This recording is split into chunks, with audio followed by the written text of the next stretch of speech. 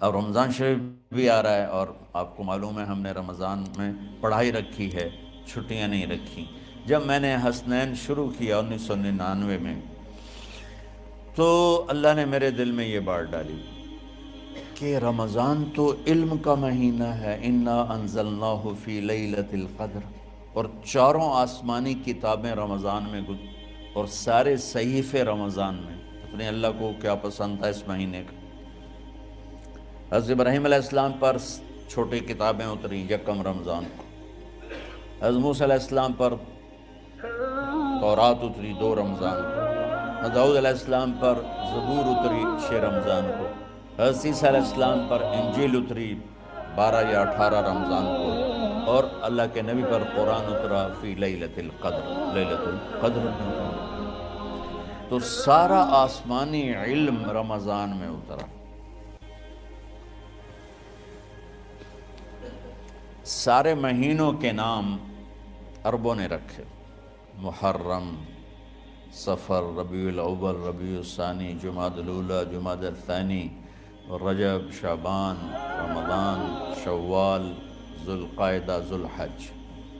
اس میں جو رمضان ہے یہ نام اللہ نے رکھا، باقی مہینوں کے نام تو رکھے عربوں نے۔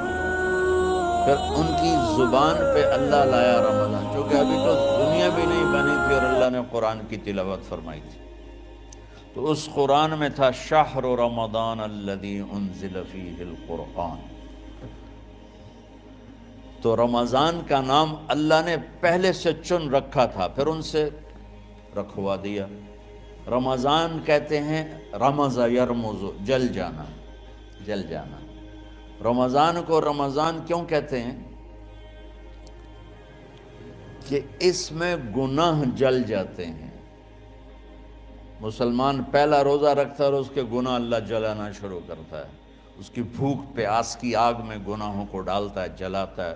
آخر 29 رمضان یا 30 رمضان آخری رات اللہ تعالیٰ اس کی پچھلے سال کے سارے گناہ معاف فرما دیتا ہے۔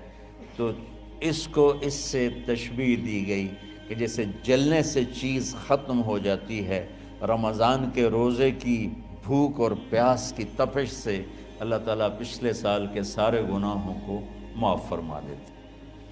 تو مجھے خیال آیا اس وقت جب ابھی بالکل کزرع اخرج شطأہ تھا، ہمارے مدرسے کی مثال کزرع اخرج شطأہ، دعا کرو اللہ تعالیٰ فاستغلظ فاستوی علی سوقہ اسے بنا دے۔ امید تو ہے کہ کچھ شکل اللہ نے بنا دی، اللہ اسے پوری دنیا میں پھیلا دے۔ میری تو تمنا ہے کہ ایک ایسی مثبت سوچ کے علماء کے اللہ میرے ذریعے سے تیار کروا دے جو امت کو جوڑنے والے ہوں، توڑنے والے ہوں۔ کتنا ظلم و ستم ہے کہ پیسے بھی لیتے ہیں اور امت کو توڑ کے چلے جاتے۔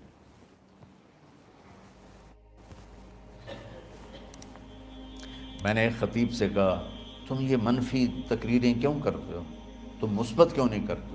تھوڑی چیزیں ہیں بتانے کے لیے لوگوں کو جس پر سارے مسائل، سچ بولو، کون سا مسئلہ کس کے خلاف کہے گا، محبت کرو، کس مسلک کے خلاف ہے یہ بات، ماں باپ کی خدمت کرو، رزق حلال کماؤ، شراب سے بچو، زنا سے بچو، جوئے سے بچو، سود سے بچو، رشوت سے بچو، جھوٹ سے بچو، ظلم سے بچو، ماں باپ کی نافرمانی سے بچو۔ یہ کتنی باتیں ہیں جو امت کو بتانے کی ضرورت۔ کہنے لگا یہ پھر پیسے نہیں لبدے، پیسے ہی اس گل دے لبدن کہ آج تسی فلانے آندہ توا لین بجامنا، اگر میں توا نہ لگاؤں تو میں تو نہ پیسے ہی نہیں دے میں۔ تو یہ اس وقت سٹیٹس ہے، تو کیا پیغام جائے گا؟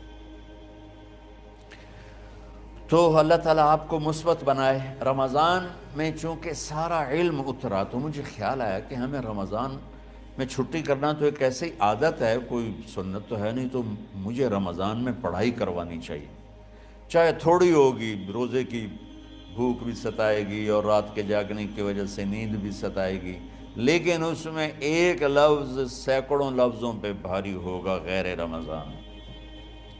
تو میں کراچی گیا اور مفتی تقی صاحب دامت برکاتہم سے سب سے پہلے جا کے مشورہ کیا کہ حضرت میں چاہتا ہوں کہ رمضان میں چھٹی نہ ہو، پڑھائی ہو۔ اس وقت رمضان سردیوں میں تھا، تو وہ بڑے خوش ہوئے، کہنے لگے یہ تو بہت اچھی بات۔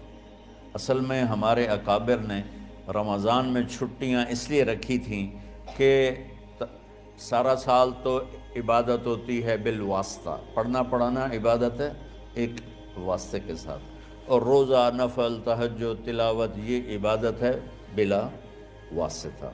تو طلبہ علماء رمضان میں اپنا وقت عبادت میں گزارے، کہنے کہ اب وہ عبادت تو ہوتی نہیں رمضان میں، تو بہتر ہے آپ پڑھائی شروع کرائیں، بہت اچھا ہوگا۔ وہ تو اتنے بڑے ہاتھی کے پاؤں میں سب کا پاؤں، اتنی بڑی ہستی نے، وہ صرف پاکستان کا سرمایہ نہیں پوری امت کا سرمایہ ہے۔ تو ان کی اس بول نے نہ مجھے ہمت دے دی۔ تو پھر میں نے یہاں آ کر اس وقت یہ پہلی جماعت مولوی عدنان صاحب کی اور مولوی مسعود صاحب اور کچھ انتقال کر گئے رحمۃ اللہ علیہ، یہ تھے۔ تو ہم نے رمضان میں سبق شروع، اس وقت ذرا میری ہمت تھی تو میں رات کو پڑھاتا بھی تھا، بیان بھی کرتا تھا۔ اب تو یہی میں اتنی مشکل سے بول رہا ہوں۔ تو ہم نے رمضان میں شروع کی کہ یہ رحمتوں کا مہینہ، ہر چیز کی برکت کا مہینہ، ہر شے کی اللہ کی طرف سے فراوانی اس میں ہے، علم کی بھی، ہدایت کی بھی، رزق کی بھی۔ غریب سے غریب آدمی بھی سموسے بنا کے بیٹھا ہوتا ہے، پکوڑے بنا کے بیٹھا ہوتا ہے، اور دسترخوان پہ ایک کی بجائے 3 چیزیں پڑی ہوتی ہیں۔ چاہے رمضان کے بعد سب کے پیٹ خراب ہوں، ایک باری تک کھانے دی تباہی پھیر دیں۔ روزے کا مقصد ہی فوت ہو جاتا ہے۔ روزہ تو ہوتا ہے بھوک کے لیے، پر وہ اتنا کھاتے ہیں کہ سحری کا کھانا افطاری تک ہضم نہیں ہوتا، اور افطاری کا کھانا سحری تک ہضم نہیں ہوتا، پر انہیں دونوں کا ہی کھاونا ہے۔ کہتا بھوک نہ لگے، بھوک نہ لگے۔ وہ بھوک لگنے کے لیے تو روزہ ہے۔ ایک تو یہ جسم کو صاف کرتا ہے، دوسرا غریبوں کی غربت کا احساس پیدا کرتا ہے کہ جو بھوک تو آج برداشت کرتا ہے، غریب روزانہ یہ بھوک برداشت کرتا ہے۔ تو اللہ کے غریبوں کا، غریب بندوں کو کی خدمت کر، ان تک اپنے مال پہنچا، اپنا اللہ نے دیا ہے تو ان کو بھی اس میں شریک کر، قبر میں لے جائے گا۔ تو اللہ تعالیٰ نے میرے دل میں یہ ڈالا، تو ہم نے تعلیم رمضان میں شروع کی، کیونکہ قرآن رمضان میں اترا، انجیل رمضان میں اتری، زبور رمضان میں اتری، تورات رمضان میں اتری۔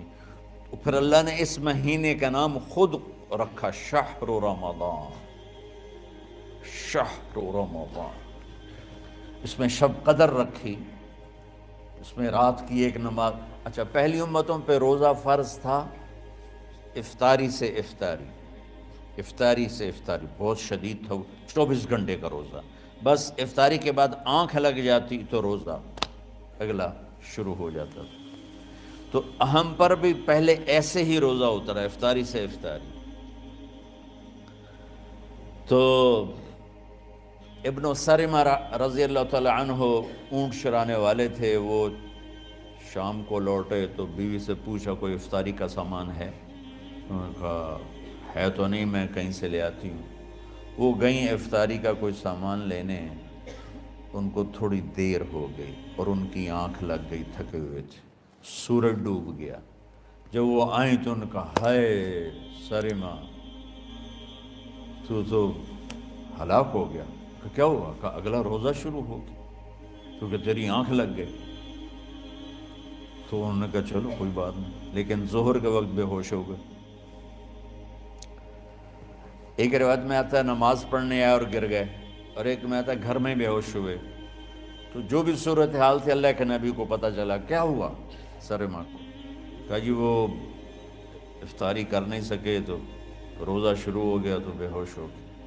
تو اللہ کے نبی رنجیدہ ہوئے، تو اللہ تعالیٰ نے قرآن اتار دیا، چلو میرے محبوب ساری رات کھاؤ، حتیٰ یتبین لکم الخیط الابیض من الخیط الاسود من الفجر، کہ میرے محبوب صبح صادق تک آپ کی امت کو اجازت ہے، کھاؤ۔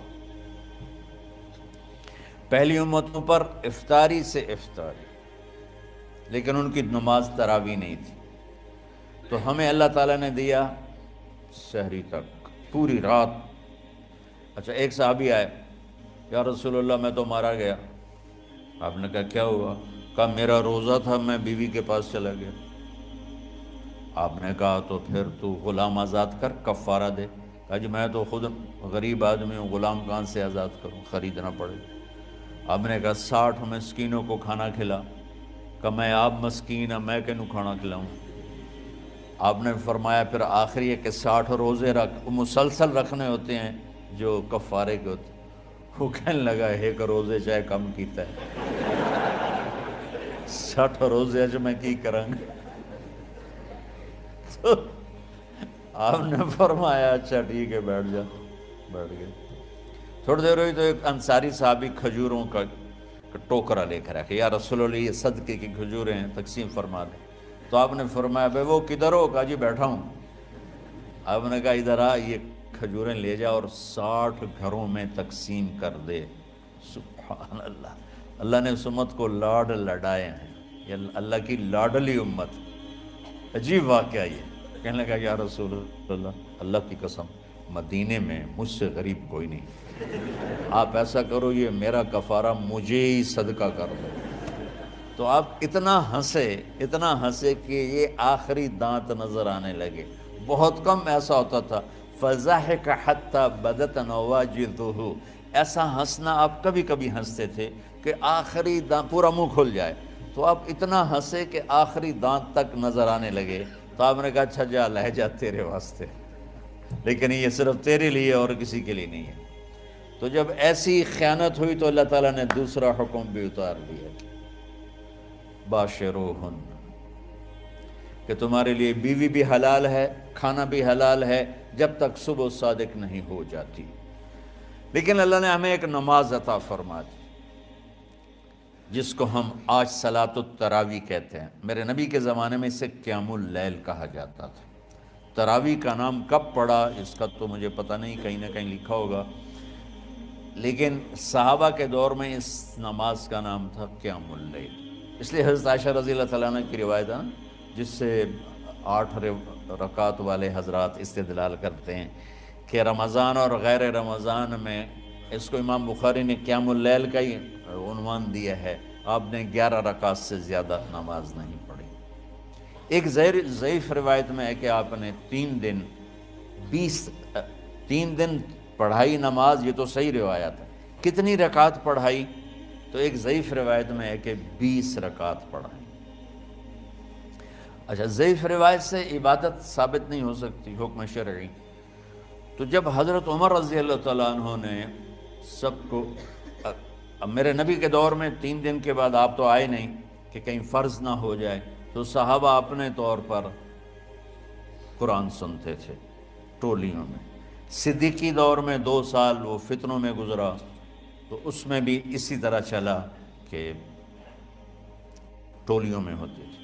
حضرت عمر رضی اللہ عنہ کے زمانے میں حکومت مضبوط ہو گئی، طاقتور ہو گئے، تو ابتدائی سالوں میں نہیں، چند سالوں کے بعد اب مسجد میں تشریف لائے تو لوگ اس طرح کوئی 4 ادھر 4 ادھر 5 ادھر 10 ادھر 20 ادھر، تو کہنے لگے ان کو ایک ہی امام پہ جمع کر دیا جائے تو کتنا اچھا ہوگا۔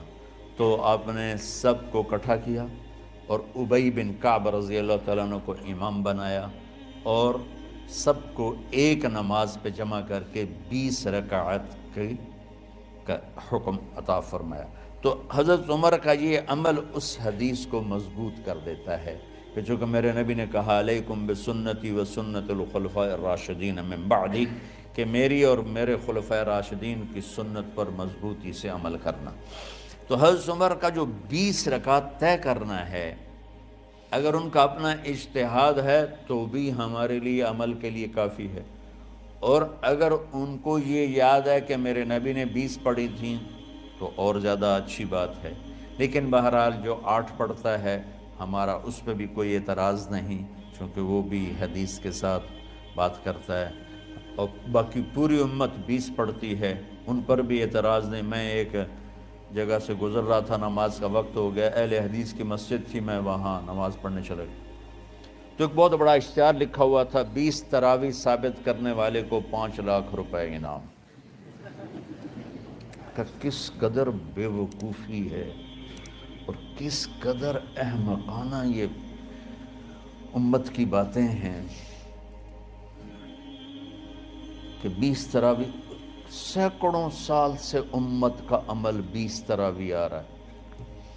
تراویح کا نام جو پڑھا مجھے یوں لگتا ہے کہ اہل مکہ، یعنی اہل مکہ جو تھے نا، وہ 4 تراویح پڑھ کے ایک طواف کرتے تھے، تو وہ آرام کے لیے ہوتا، ترویحہ آرام، تھوڑی دیر کا آرام، تو 4 تراویح کے بعد ایک طواف کرتے تھے۔ وہ چھوٹا سا طواف 10 منٹ میں ختم ہو جاتا تھا، اور پھر 4 تراویح پڑھتے تھے، پھر طواف کرتے تھے، پھر 4 پڑھتے تھے، پھر طواف کرتے تھے۔ یہ صحابہ کے تھوڑے بعد کے دور کی بات۔ تو مدینے والوں کو پتہ چلا کہ مکے والے تو یہ کرتے ہیں، وہ کہنے لگے اساں کی کریے؟ انہوں نے کہا اسی 40 تراویح پڑھیں گے، 40 رکعت۔ وہ 40 رکعت پڑھتے تھے۔ تو نوافل میں کوئی سختی نہیں کہ بھائی 8 سے زیادہ نہیں پڑھنی، بدعت ہو جائے گی، اور 20 پڑھنا بدعت ہے، یہ سب جہالت کی بات ہے۔ اور یہ 8 پڑھ رہے ہیں یہ غلط ہے، یہ بھی حماقت کی بات ہے۔ جو صحیح حدیث سے دلیل پکڑ کے کوئی عمل کرتا ہو تو بھائیو اس سے بحث نہ کیا کرو، مناظرہ نہ کیا کرو، یہ بہت نادانی والی بات ہے۔ اور امت کا خلق لاکھوں کروڑوں انسانوں کا ایک عمل پہ جمع ہونا، یہ بذات خود اس کی طاقت کی ایک دلیل۔ اور حرمین جب سے میرے رب نے حضرت عمر نے 20 رکعت شروع کی، آج تک وہاں بھی ساری مساجد میں 8 رکعت تراویح ہوتی ہے، لیکن حرمین کی مسجد میں 20 رکعت، ادھر بھی ادھر بھی۔ اور یہ جو وہ وہاں ختم قرآن پہ دعا نہیں مانگی جاتی، یہ کس کا عمل ہے؟ حضرت عثمان کا۔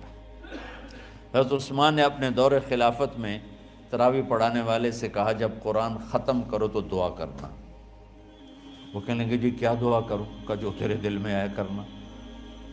تو ختم قرآن کی رات تراویح کی آخری رکعت میں من الجنت والناس کے بعد دعا کے لیے ہاتھ اٹھانا، یہ حضرت عثمان رضی اللہ تعالیٰ عنہ نے اس کو زندہ فرمایا۔ اور امام دعا کرتا تھا 1 منٹ 10 منٹ 20 منٹ جتنے بھی، اور پیچھے لوگ آمین کہتے تھے۔ وطر کی جماعت نہیں ہوتی تھی، وطر کو باجماعت حضرت مولا علی رضی اللہ تعالیٰ عنہ نے شروع کی کہ وطر کو بھی باجماعت پڑھا جائے۔ تو یہ ان کی سنت ہے کہ وطر کو باجماعت پڑھا گیا۔ تو اب یہ لہٰذا یہ سارے سنت جو کام ان خلفۂ راشدین سے ہوا وہ بھی سنت ہے۔ تو اللہ نے ہمیں ایک عبادت دے دی کہ میرا قرآن پڑھو اور سنو۔